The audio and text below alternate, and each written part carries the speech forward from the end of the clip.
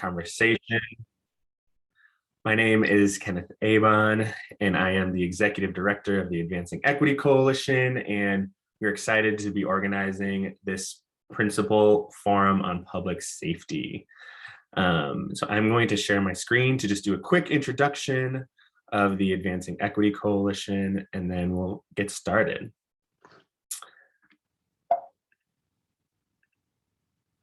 So the Advancing Equity Coalition is an organization and coalition of local partners in Minneapolis that are focused on making sure that every child in Minneapolis public schools receives a high quality education. And our mission is to develop the political will to eliminate institutional racism in Minneapolis public schools.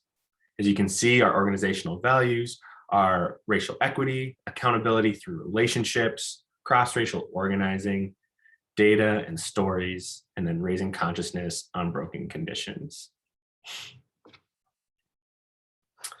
The issues that we really focus on and the ways that we're really targeting to eliminate institutional racism in Minneapolis public schools is to address the resource and opportunity hoarding in white wealthy communities, address the relevant curriculum and instruction in our district, address and change the race neutral policies and practices in Minneapolis public schools, addressing the lack of accountability structures, and then devaluing our BIPOC communities and their cultures. So you can see here a list of our coalition members. It's really important to us that our coalition strives to represent the diversity, both the ethnic and cultural and racial diversity of Minneapolis, but also the geographic diversity of Minneapolis, as well as really addressing the diversity of stakeholders who care about education in Minneapolis. And so we work with students, we work with organizations that work directly with parents, with educators, and that's a really important aspect of our work to provide a well-rounded experience and understanding of what is happening in Minneapolis public schools. And so with that, I'm excited about the event that we're hosting tonight.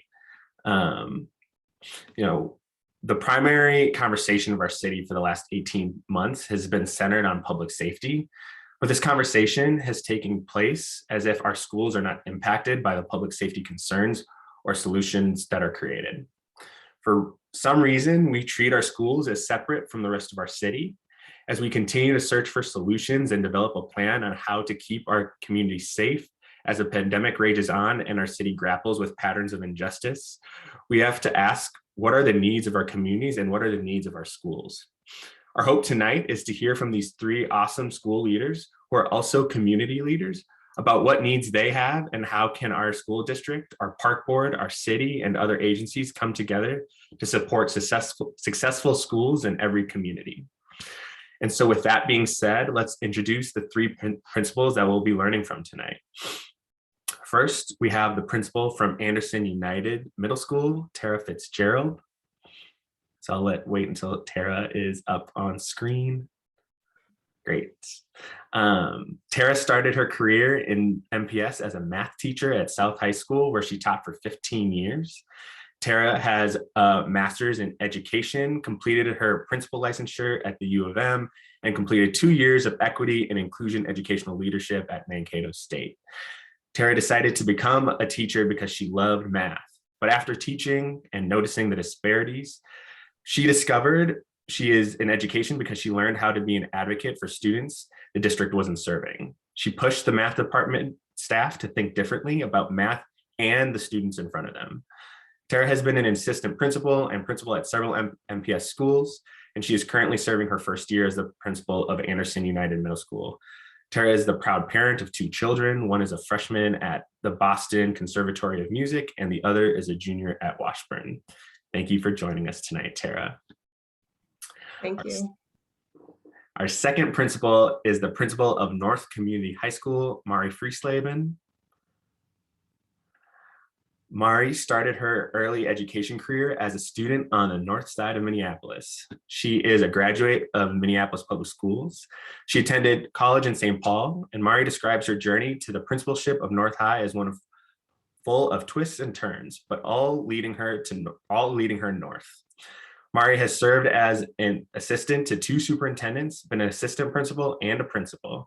Mari has a passion and a commitment to creating educational atmospheres for students that breathes and breeds academic and social integrity, rigor, and compassion. She describes her leadership style as soft and firm, pushing and pulling, loud and quiet. Mari and her husband have four daughters, Allison, Rebecca, Yasmina, and Ayana.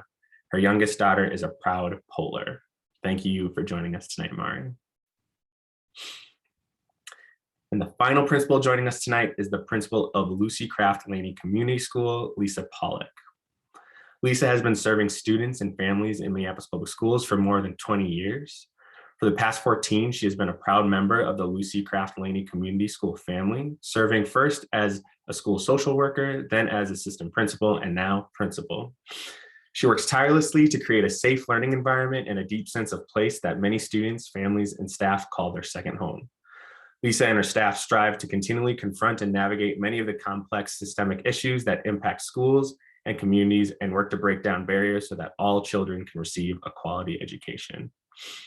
Thank you so much to Tara, Mari, and Lisa for joining us tonight. And with that, let's get started. Let's have some fun. So this can go to anyone, whoever wants to start. But to provide us with some context, please describe your school community, including the neighborhood that your school sits in. So does anyone want to go first?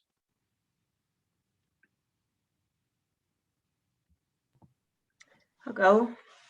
I am at Anderson Middle School. We are located between 28th Street and 26th Street and 10th and 12th Avenue. So just a few blocks north of Lake Street near Abbott Hospital. We are in the CDD transition. We were once a K-8 and we are transitioning or have transitioned to a 6-8 middle school with 1,000 students.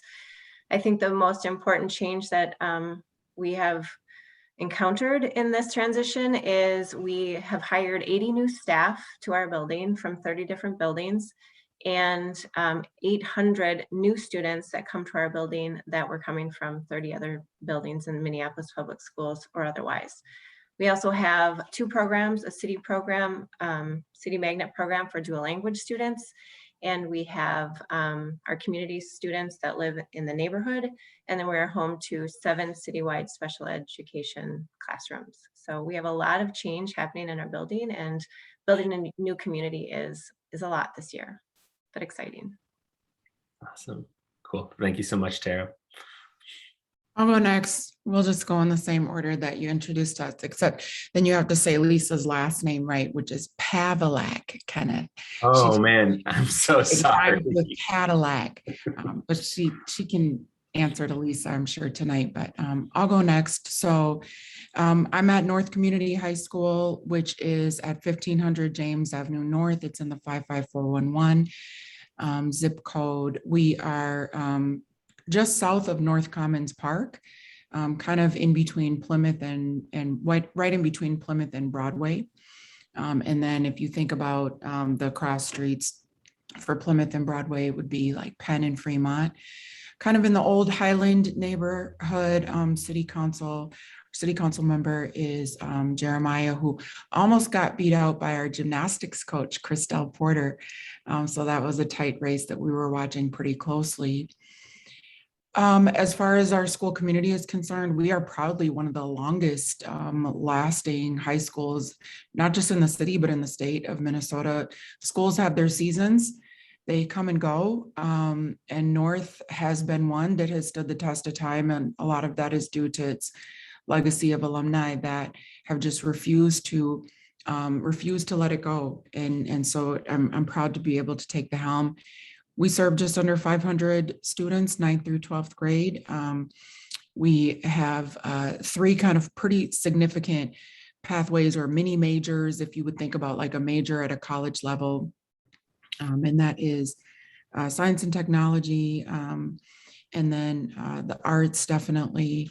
And we just started a social justice pathway this year. So we're excited about that through our journalism department and a couple of other things that we have happening. And so I'm the principal there. This is my 3rd year. And again, you mentioned it earlier, but proud parent of a North High Polar. My youngest daughter is a 10th grader with me. Awesome. Yep. Thank And you. Mari's right. My last name is Pavlak. It does rhyme with Cadillac. Someday I'm going to get one so that Miss Pavlak can drive her Cadillac. And Lucy Laney is located at 3333 Penn Avenue North. So we are just a half a block or so north of Lowry. Our closest neighbors are a New Horizons daycare, the Cleveland Park, and a liquor store.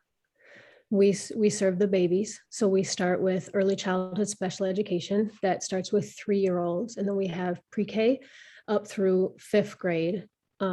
I think Kenneth said this before, but I've been at Laney 15 years. My teenagers are at North also. So I'm the proud parent of 2 Polars that are likely going to storm into the house right behind me in just a few minutes and then get super embarrassed. But that's where we are at Lucy Laney. Awesome. Well, thank you all so much for giving us that context of your school communities. And I apologize, Mrs. Pavlak. Lisa works. Lisa works.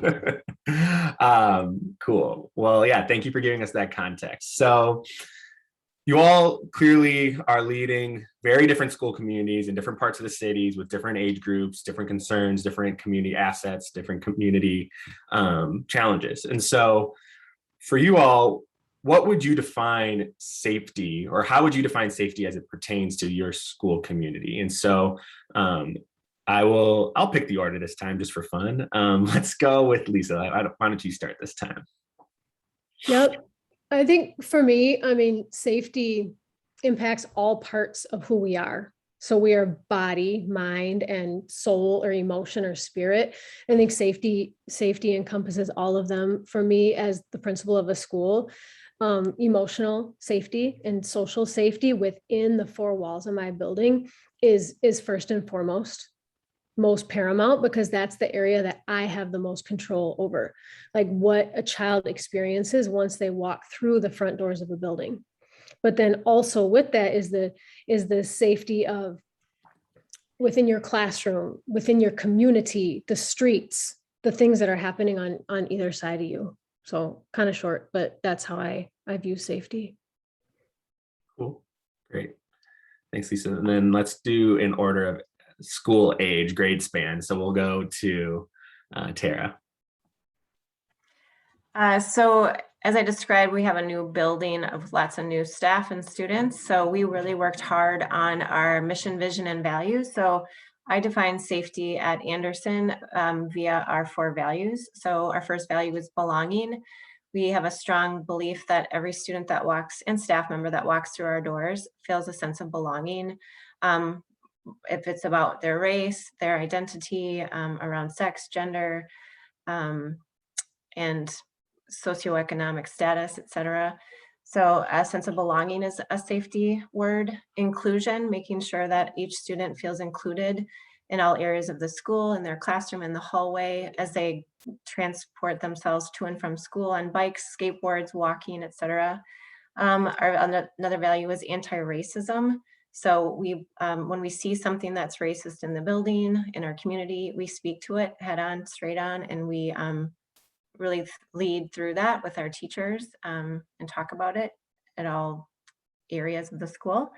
And then our 4th value is future ready. So around the word of safety, making sure we teach our students how to be prepared in our community, and when there is an uptick in crime, what we know to do with our students to be safe in our community, in our school, and otherwise. So. Great. Thanks, Tara. Mari, wanna? Yeah, I think answer? safety is absolutely. So I think safety is, kind of a charged word, can be a little subjective, like art is in the eye of the beholder. Safety is whose conception are we talking about? So I just want to, put that in the disclaimer, because I've heard people say like, well, I want to share more, but I don't know that I feel safe. And so sometimes I think that word, the idea of safety, can get thrown around and a little bit manipulated. But for the purposes of this conversation, I would say that, and I know Tara, Lisa, and any of the other principals or former principals that might be on this call right now would agree with me. I think it's at the heart of everything we do as a principal.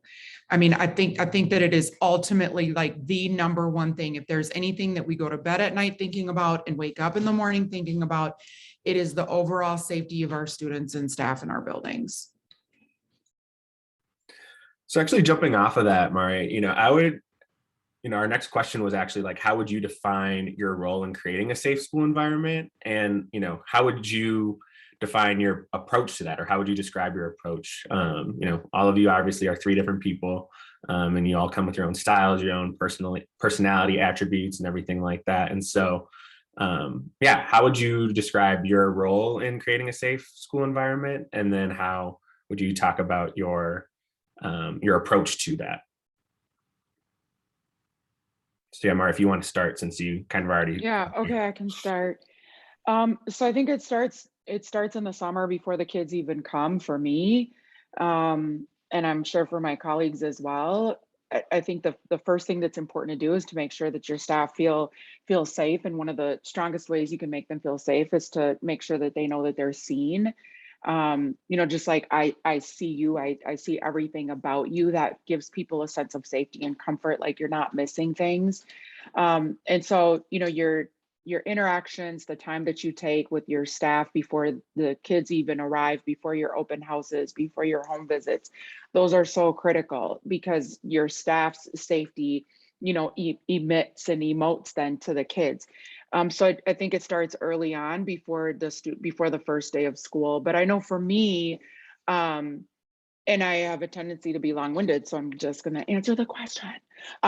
For me, like I would say what sticks out to me the most is that I have a tendency to be assigned to and serve in schools with very high populations of students of color, and the proximity to Blackness in the schools that I serve in is also very high and very condensed. And what I have found about students of color in particular, though this goes for all students, is we cannot make an assumption that school itself is naturally a safe place for them. And so I think from the time, that they get off that bus, get out of that car, walk up that street, it's so critically important that they see us, me, the staff, before they even walk in the door, and that they're greeted and again seen, just like the teachers were before the school year started. And so the idea of presence, for me, like presence and if vigilance is the right word, I don't know the word I'm looking for, but that symbolization to like your students and the parents that like, I'm out here, I see you, like I'm not tucked away, inside the building or in my office, I'm right here and I'm going to be here on a regular basis, sets this tone, I feel like, for safety. So that's how I start it. Great. Lisa, let's go to you. Yeah, so when I think about like how I define my role, that was the question, right? With safety, I think it's the most important piece that I do. I mean, we tell the kids all the time. I hear teachers tell the kids all the time, like my first job is to keep you safe. And then my second job is to help you learn. And to Mari's point, it does start with the staff. And then it and I believe it also starts and ends with us. It starts and ends with me and the other leaders within the building, because we talk about often the things we can control and the things that we can't control. So the things I can control are the things that happen within the four walls of my building. And so in terms of safety, like emotional safety, physical safety, mental safety, because you have to feel safe in your mind to be vulnerable enough to learn, that is all on me. And again, to Mari's point, when she was talking earlier about like safety can be this charged word, like we have a lot of things happening in our community and in our society right now that feel unsafe. But I can't let those outward things take away my responsibility for the things that I'm in control of. And so I try very hard to keep myself in that mindset of, yes, I can do this and I am in control of the things. I can set the tone for how my children feel when they walk into the doors of the building. I can set the tone for how supported the staff feels when they come in the doors into the building. And therefore I can set the tone for how much my parents trust us. Mm. Because Mm. those of us who are parents know, like, you can tell from the moment your child walks in the door what kind of day they had, whether they tell you or not. And if our parents have children come in the door who are happy, who have had good days, and who feel safe and secure, then we can expand that trust to our parents. And so I feel like I have to take on all the responsibility for safety within my school. And that's the way that we can create that environment and then move forward. Yeah, just really quick, Lisa, on that point, Mhm. I know this year has been challenging, and we'll talk about that in a bit here. But there have been a couple of different incidences that have taken place across the district and across the state, honestly, that we've heard about, that have talked about like the climate and culture in the building, and like who sets the tone, and like how once that tone is set, then like that will basically, like, we are responsible for setting the tone and the conditions within the building to be successful. Mhm. And Mari, I've heard you talk about that as well in the past. And so I'm just curious,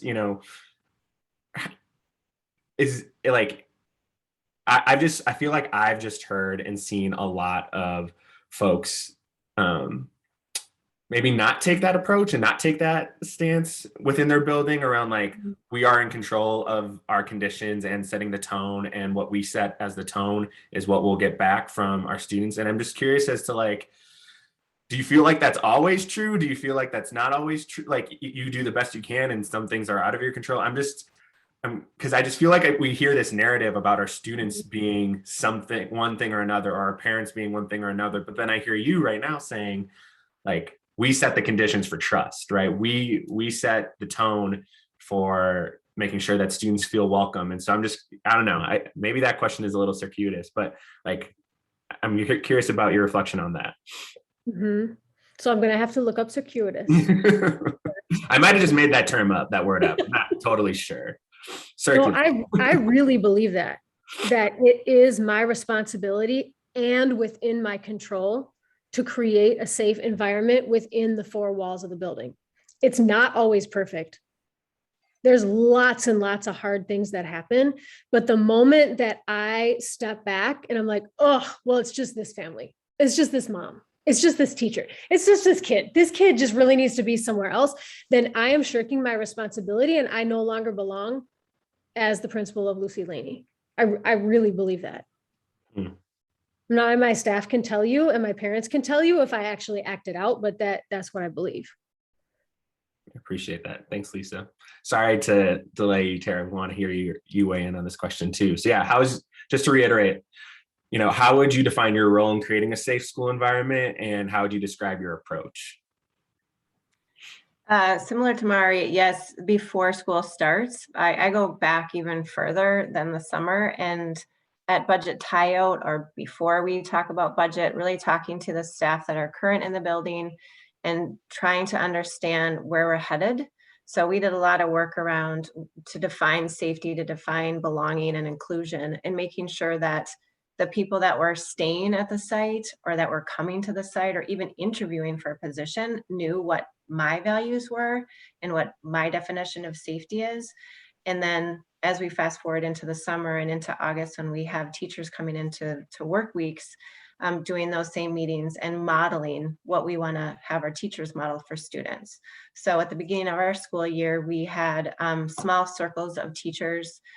We have 200 staff at our building, and we included licensed and non-licensed staff, and we put them in circles of 10 and talked about what it meant to feel safe, what it meant to feel belonging at our site. And then we really had a good understanding of everyone's philosophy around that, and then leading that through as students come to the site and doing that again for the first 3 days of school and launching our school year like that. Thanks for sharing that, Tara. And I want to jump off of something, because as we prep for this conversation, I thought you actually brought up a really interesting point that I think folks I hope folks are interested in as listening to this conversation. You mentioned budget tie out, and I think everyone's wondering, like, what are the investments that schools can make or are making in keeping our students safe? And so if you'd be willing to share, like, what are the intentional investments when you were thinking about your budget that you made? And if you don't mind also sharing, like, what were some of the trade-offs then that you had to utilize, right? Like, what did you have to trade off? And yeah, I'm just curious if you'd be willing to share those things. Sure. So we, again, strongly believe in those 4 values. And so we wanted to create a squad of wraparound services at each grade level for 6th, 7th, and 8th. So at each grade level, we have a counselor, a social worker, 2 dedicated behavior deans, an assistant principal or admin TOSA that works with our 6th grade and then our 7th and our 8th. So a different squad at each level. And then we included our food service and engineering staff within those squads, so that as behavior started to uptick in our classrooms and our hallways, we'd have multiple people for students to go to for safety concerns and well-being. And we talked about that at budget, making sure that that was our priority. And things that were that we took off the table in our budget were we increased our class size a bit more, and we decreased our associate educators for classroom support.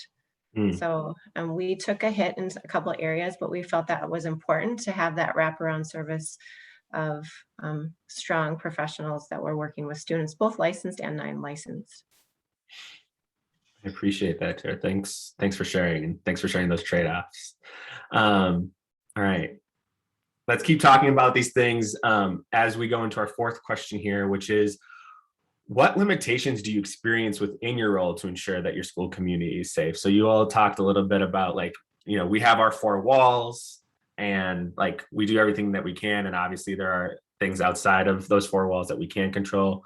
So what are the things that you are feeling, that are out of your control, or what limitations do you have? And so, Lisa, I heard you kind of speak to this most clearly. So if you wanted to kick us off with that, that'd be great. I was just thinking, please don't start with me, Kenneth. We Please can go somewhere else. All right. I can do it. It's hard for me to admit when there are limitations, but Penn Avenue North is a really busy street, and so is Lowry. And I said at the beginning that one of our closest neighbors is a liquor store, and there's nothing wrong with the liquor store. Like, I frequent the liquor store sometimes, but having a liquor store very close to a public park, very close to an elementary school, and very close to a daycare, we've had challenges. And it's not only the liquor store, but there's busyness. Laney is 2 blocks south of where Anaya Allen was killed in a car a few months ago. And she was a kindergartner in Minneapolis Public Schools at City View, and she was slated to be a 1st grader at Lucy Laney. And we had 2 cars drive across our playground field and over our basketball court and our sidewalk during dismissal this fall, where staff are, like, pulling children out of the way. And we had a 1st grader hit by a car trying to cross the street to get to school, just 2 weeks after the cars drove through. And so I feel very limited on things that happen outside of our 4 walls, but in very close proximity to the school. And I realize and I recognize that things that are unsafe for children and their parents and their teachers happen for a myriad of reasons, but I don't feel equipped to stop some of this from encroaching upon our building. And when our families are scared and our kids are like, Miss Pavlak, can I go out for recess tomorrow? That's really hard for me. Thanks for sharing that. Tara, do you want to go next? Sure. So as I stated, we're 2 blocks north of Lake Street, and we are close to the Greenway, and we're close to the Global Market and Abbott Hospital. Some of the things out of our control, many of the things out of our control are things that happen after hours. So anytime after 5 p.m. till 5 a.m., the movement in the neighborhood creates a lot of things left behind. And what we are dealing with most often in the last couple of weeks, or last couple of years actually, are needles left in the stairwells of our building, in the playground, on the soccer field, etc., where students are, go out to play and go out for recess or go on walks with their classes and then encounter needles. I mean, this just happened today. And it's right outside our door, and we are trying to figure out a way to clean up these needles in a safe way and not have students encounter them. We have staff that are on duty to make sure they're walking the perimeter of our building to look for it, but we don't always find them. So trying to figure out a way to solve that problem. In addition, we live in a community that has an increase in crime. I think that's probably pretty standard in Minneapolis in the last 18 months. But there's often times where there's a lot of gunshots heard in the morning, in the evening, when students are exiting the building. And then the last thing that's kind of out of our control is the safe routes to school. So a lot of times we talk about safe routes to school as where's the red light and the green light and the stop sign and the easiest way to cross over Lake Street or 28th. But where I see it, where our students are transferred to Anderson is where there's sex trafficking and drug dealing early in the morning, and making sure that students don't have to walk through those areas or bike through those areas. And so I'm making sure that we're in conversations with many different partners in the community to support us. That's because it's out of our control. So we put our staff far beyond the campus of our school to support that, but we lack the resources to make that happen. Lori? So I would add, well, first I would say I agree with everything that Lisa and Tara shared. And I would add that, like, you could just go layer upon layer upon layer upon layer with this question. Again, the issue of safety and the depth of it, and the complexity of it, the multiple dimensions of it. For me, the things that I start to feel like, when I start to spin about the things out of my control, the historical trauma that so many Black and Native children for generations have experienced when it comes to being a child in America and being a child in the institution of education as we know it, and then just our either unwillingness or inability to completely and fully interrupt that. That feels beyond my control. Our insistence to continue to define children as successful based on one very surface standard around their academics, especially when it comes to how we assess that, feels like it's beyond my locus of control, and how we are indoctrinating children from the time they're 3, 4, and 5 years old into whether they are or not successful in school based on how they perform on a diagnostic assessment feels outside of the locus of my control. The idea that the way your neighborhood looks defines whether you're a good school or not is out of my control.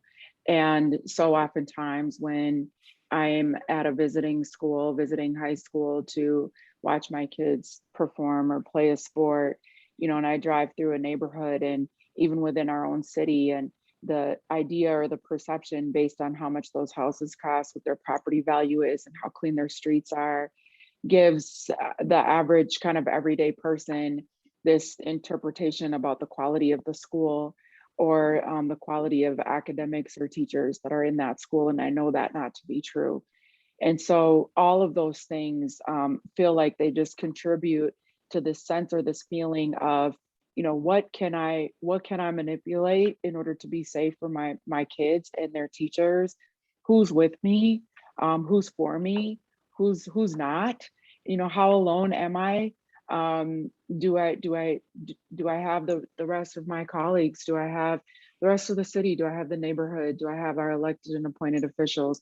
You know, all of those things are contribute to those thoughts of where you feel like I don't know that I can control any of those things, but they weigh into your decision making on a Mm. regular basis.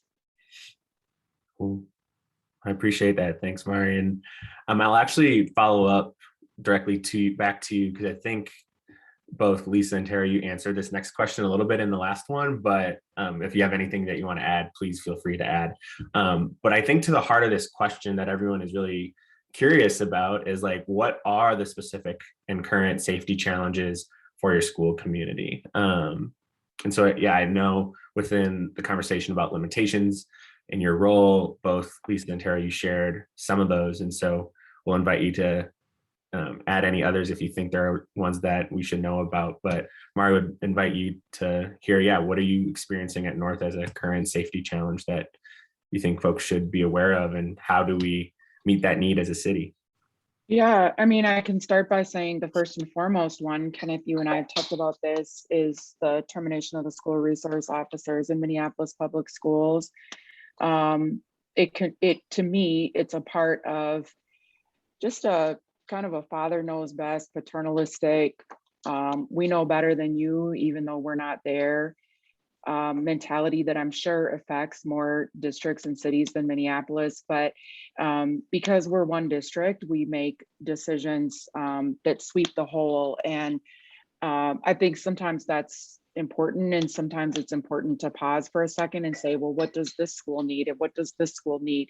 What is this community asking for, and what is this community asking for? And so the first one, I would say it was a pretty swift blow to North Community High School to lose Charles Adams from our school community. He was an alumni.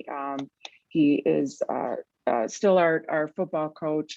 He still stops by. He was there today, checking on us and saying hello. But he was someone that was deeply embedded into our community. I watched him turn a lot of things for good. And losing him, even though, you know, our students and a number of our parents and community members asked to please not have whatever was happening in the rest of the district around SROs, not be something that was going to detract from our positive relationship with ours. To have that dismissed was a pretty significant blow to our school community. I do know that a number of our students felt like he was someone safe to talk to, and that his office provided somewhat of a sanctuary. With that being said, you know, we left in March of 2020 with an SRO and came back without one. We also came back at a time where for whatever, you know, I guess we could go on and on about the Minneapolis Police Department, but we were significantly low in officers after the Memorial Day murder of George Floyd by Officer Derek Chauvin. We felt it. It was obvious. There were immediate just kind of triggers in the community. Traffic was the biggest one that I noticed. We enter on 16th Avenue, and there's stop signs that people at times would roll through, but when we came back, they would blow through with children everywhere going 40, 50, 60 miles per hour. I'd never seen anything ever. Had never seen anything like that before. And that sends, I think what people don't realize is that when you have 200, 300, 400 kids standing outside coming to school in the morning or leaving, and there's cars blowing like that through, it makes you feel so dysregulated. And so then that kind of has a domino effect throughout. It kind of spreads throughout. So the traffic patterns were really obvious to me. The gunshots, the arguments that turned into gunshots were obvious to me, like Tara mentioned.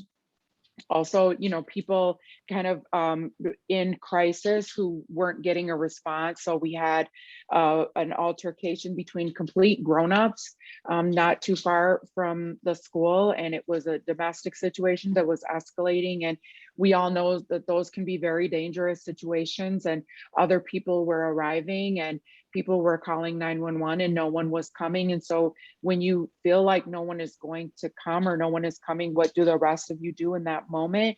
You know, do you kind of throw yourself in the line of fire like the young man did, you know, on Broadway just a couple of days ago at the Cub Foods, or what do you do? And so there's just this sense of kind of confusion and chaos that was really noticeable to me when we came back to school this fall. I appreciate that reflection. Yeah, I know, Mari, that we've had the conversation about SROs several times, and I know you and I think have a healthy debate about it, because I think it's a real question around like what what is best for our community, what's best for our students, and like all versus some, and how do we tailor the needs. And so that's why we're having this conversation, like how do we tailor the needs to our different school communities. And I think that's an important recognition, because I think the needs are very different, and I think within communities people see the needs and the solution to those needs as different as well. But Tara and Lisa, did you all want to add anything to any additional challenges that you feel like your school community might be facing, and what needs you all might have?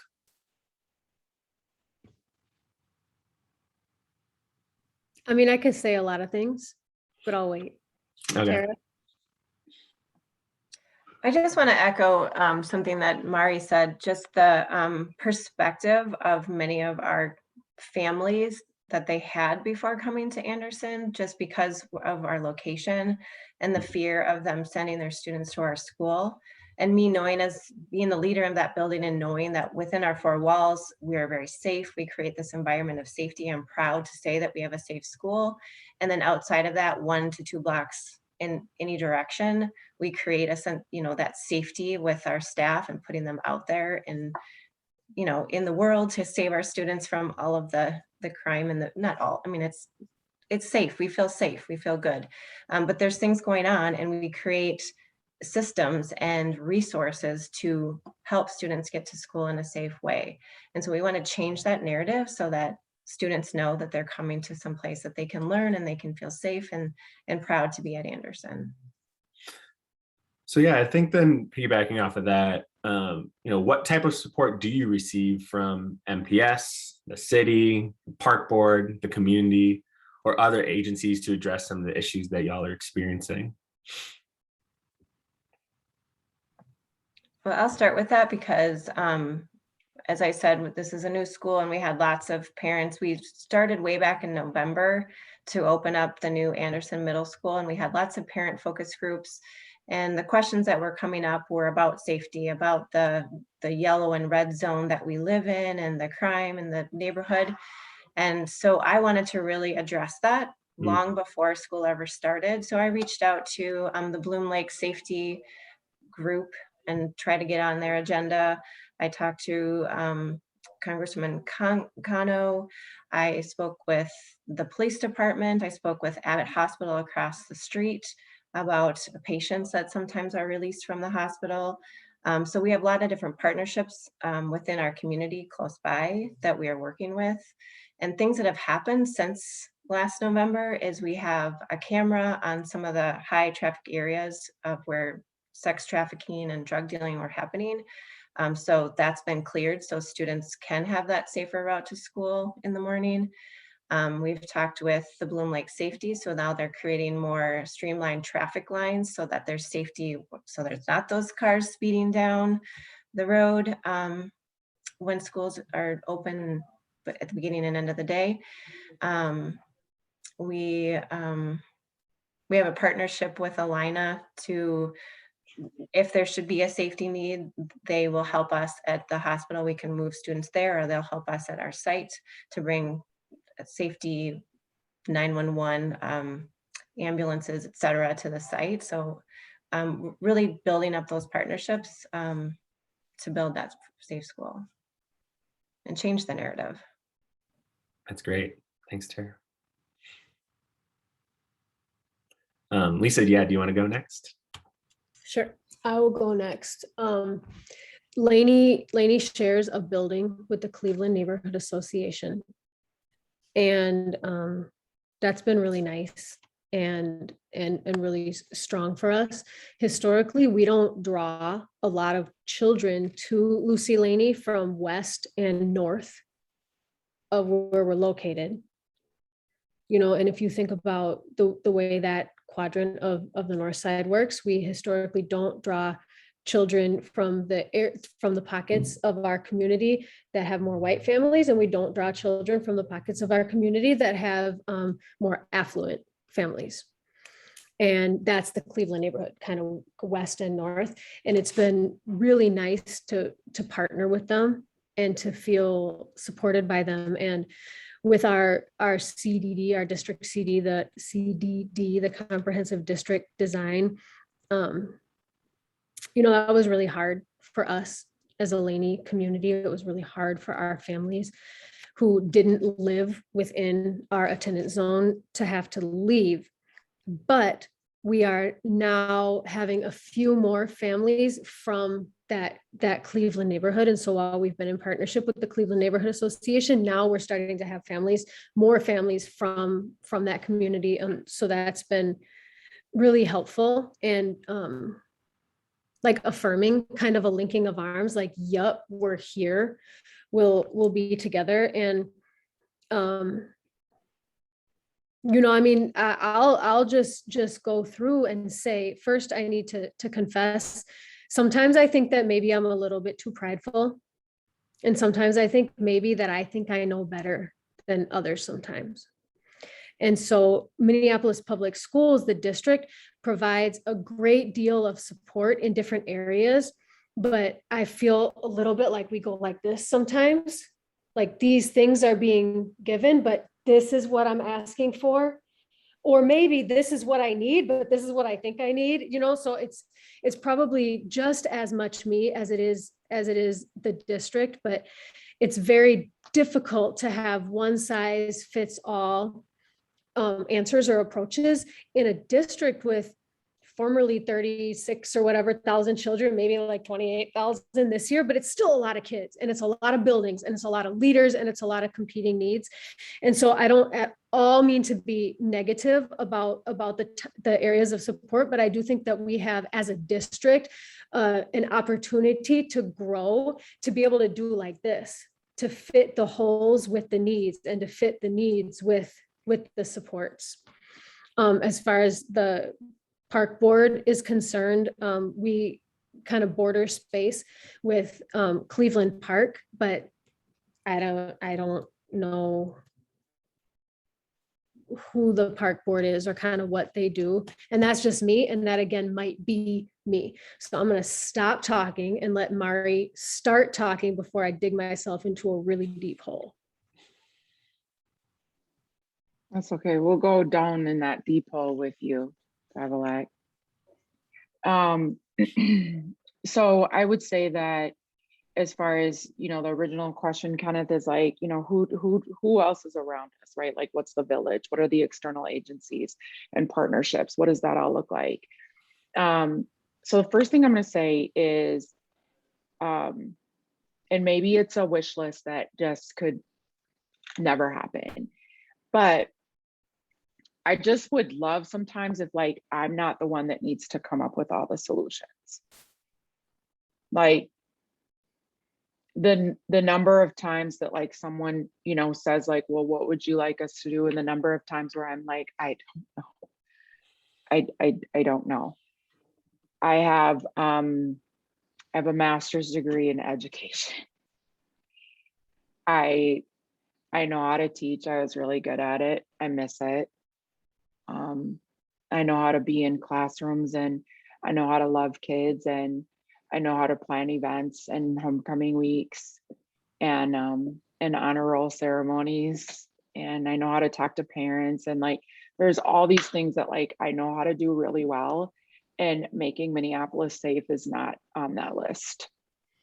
And so like, selfishly, I really would love if some of the much smarter people than me in our city would do some brainstorming and some problem solving, and if we would have fruit so that we could see that it's working, if we could have some examples or some areas where somebody's like, look over there, that's working. And then we could be like, whoo, we got something that's working. So that being said, I can tell you that there have been people who, and groups and organizations that have stepped up right after we knew that we were going to lose our SRO. And when the writing on the wall was pretty clear that MPD was, either unable or unwilling, to truly, deeply, and fully protect and serve. I reached out to different people right away. I put a plan in place. Actually, I didn't want, and I'll state publicly, I didn't really want the original plan, which was, I'm not going to get their names right. We call them safety specialists, but it was kind of like Minneapolis Public Schools, like answer for SROs. And the one I got, I love, he's amazing. So nobody better take him now. But I didn't really want that, because I was like, and I don't know what that is. And that sounds like one more kind of hot mess express that I really don't want to be a part of. But ours has been amazing. And before I got him though, I thought, okay, North Commons is right here, Minneapolis Parker Rec Board, like, how can I partner with you guys? And so they have a street team that they had pre-2020. And they have street team members that come out every afternoon, and they're in the park. They're located in the park, and that's been amazing.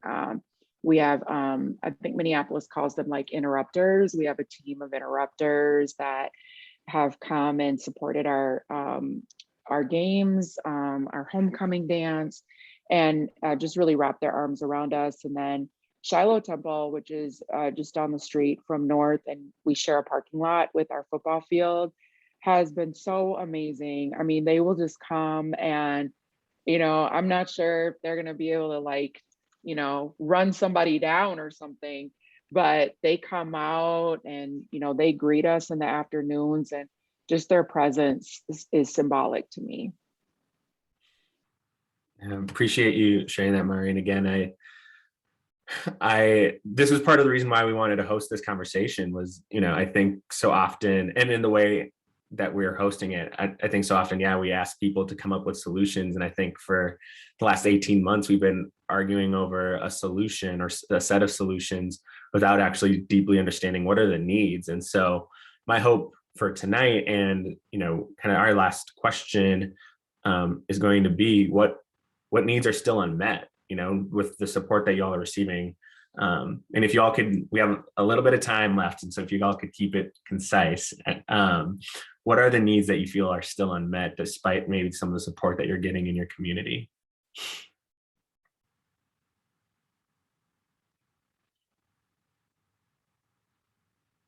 That's really hard to answer. Period. Back on mute. That's fair. That's fair. For me, it's Tara. Yeah, you go, Tara. okay. For me, it's a safe place for students to be, whether they're walking to school or walking home or needing a place to be when school is over. I think after the pandemic and near Anderson, much of the businesses on Lake Street were burned down or crushed down, and our families lived there, their businesses were there, and students don't have a place to go. So we're struggling to build a partnership with the park that lives right on our campus.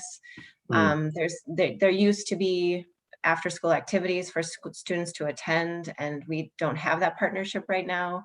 And we're looking for dreamy ways for businesses nearby to open up places for students to feel safe and go to when school is out. We have community ed, but beyond that, what can we create for students to be out and about and live happy and free and not worry about the safety around them? Thanks for sharing that, Tara. Mara, did you want to add anything? I think I would just say, if people could use data to hold our elected and appointed officials accountable, that would be extremely appreciative. And I'm, happy to help contribute to data. And by data, I'm also including like how kids feel and how teachers feel, especially around this issue of safety. And I'm not afraid to go deep on that. You know, how are they feeling about their own emotional safety, their cultural safety, their social safety, their academic safety?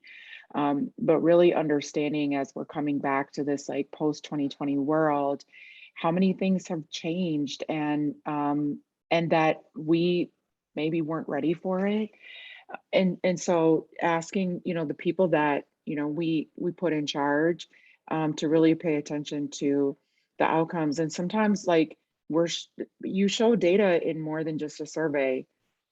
You're showing data with everything that you do. So I would encourage people to do that. You know, I think we have, you know, we have people who are sworn to our public safety. We have Metro Transit, we have the county. You know, it doesn't have to be limited to a Minneapolis police conversation. I think, you know, who is the village? Where are the village? Who are our partners? Who are we paying to be here? Who are we entrusting our babies to? And how are they at the table having this conversation and being held accountable for the outcomes? Yeah, I really appreciate that, Mari, especially because today I just opened up my tax statement estimate and I was like, whew, all right, well, we are paying a lot of money for a lot of different entities. And for some reason, again, you know, the reason why we held this conversation is these entities do not feel like they are a part of making sure that Minneapolis public schools are successful, that students are feeling safe in their buildings on their way to the building. And it feels like MPS is kind of on an island when it comes to this, and schools are on an island, and principals are on an island when it comes to this. So, you know, we knew how important of a conversation this would be. And so we invited the mayor, all of our city council members, park board commissioners, and school board directors that will be seated in 2022 to listen to this conversation. Unfortunately, only a few of these elected officials can make it tonight, but a few of them accepted our request to share their reflections on tonight's conversation. So with that, I'm going to invite Chair of the Minneapolis School Board, Kim Ellison, along with School Board Director Sharon El Amin and Park Board Commissioner-elect Kathy Abeen to join us to share their takeaways, reflections, and learnings on the conversation tonight. So if you all are able to join on camera with us, that will be awesome.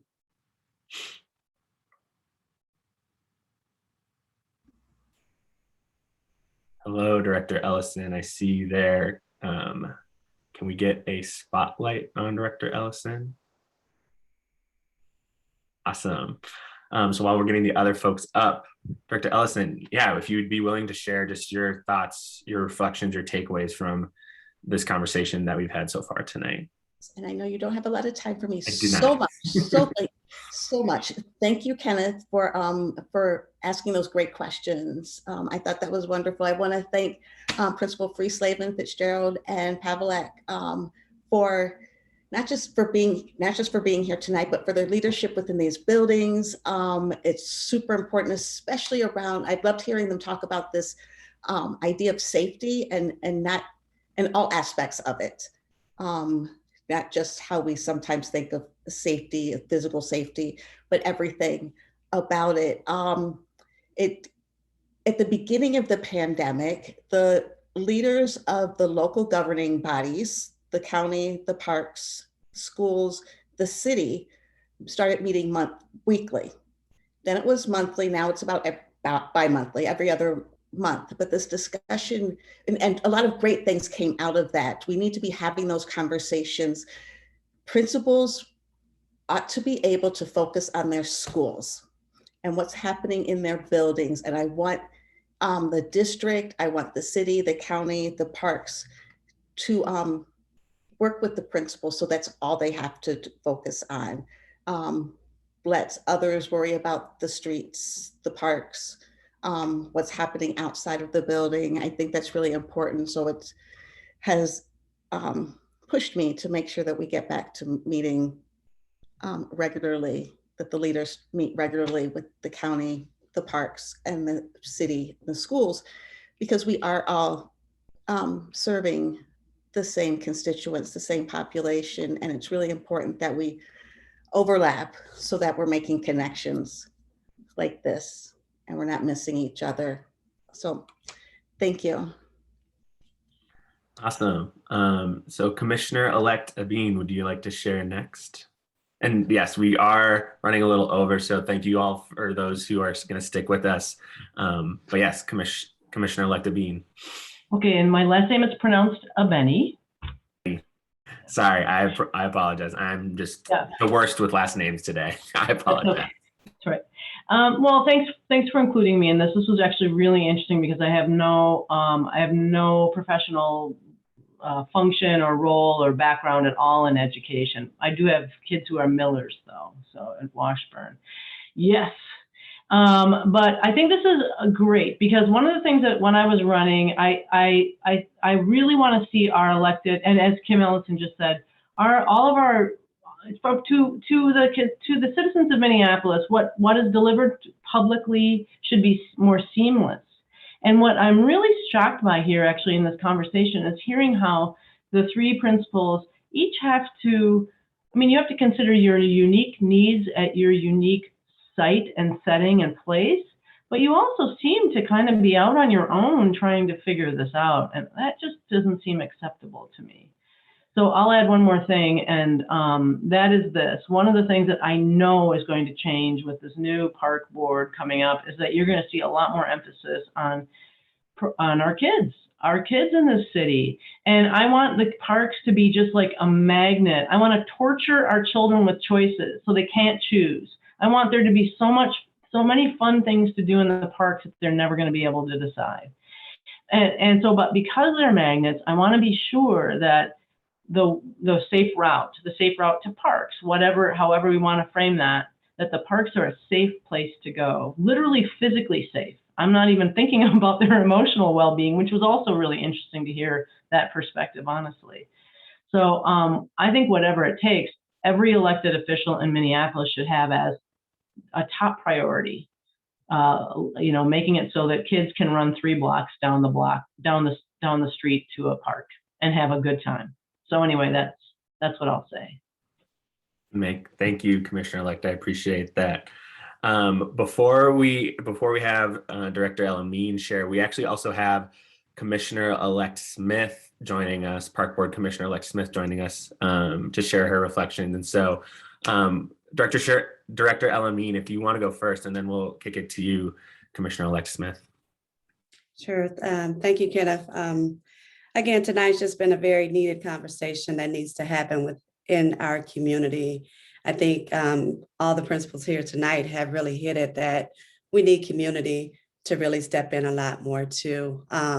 It's one thing, our schools are there, like they all have said, trying to educate our children. So safety has to be something that we as parents, as community, are tapping into our other elected officials to make sure that resources are being spread abundantly within our community. I mean, when we think about North Minneapolis, where I live, right? I mean, we know the challenges that we face. We know the high traffic area. We know about the blowing through the stop signs, not just up by North, but the same thing that Mari is talking about is what I experienced outside my door up here on 33rd and Lowry. So it's issues that is happening around our city.